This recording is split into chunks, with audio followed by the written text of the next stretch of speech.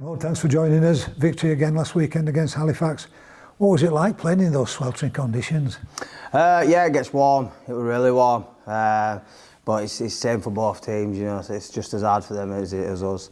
A little bit disappointed we let so many points in. Thought defensively we were probably not as usual standard or what we'd like, but you know, we're another win and we're happy to take them. Have the coaching staff been critical of the 24 points that were leaked?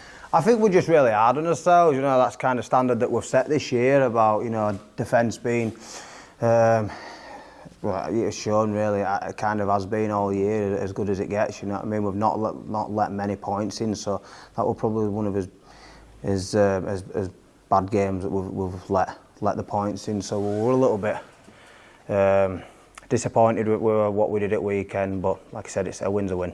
I was just going to say that the winning run continues. That's the most important, isn't it?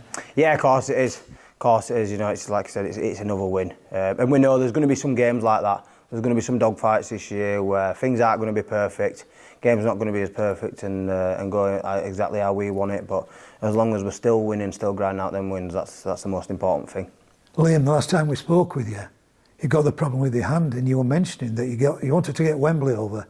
And you might then have to have surgery, but you're cracking on with it, aren't you? Yeah, just still going. Thought of missing out every week for a fair few weeks. It's not something I want to do.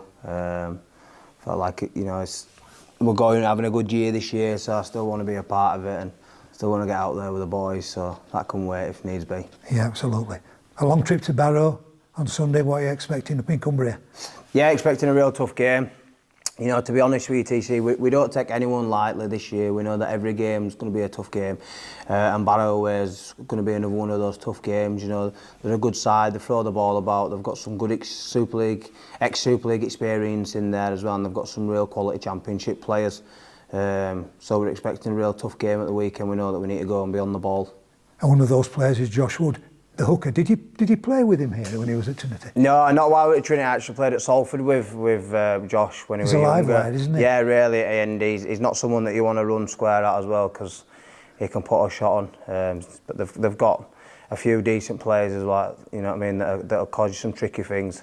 If I recall, they had a cracking kicking game when they played down here in the 1895. Yeah, the number 7's really good at it. He's got some nifty little tricks under his sleeve. So, like I said, definitely need to be on his ball this week.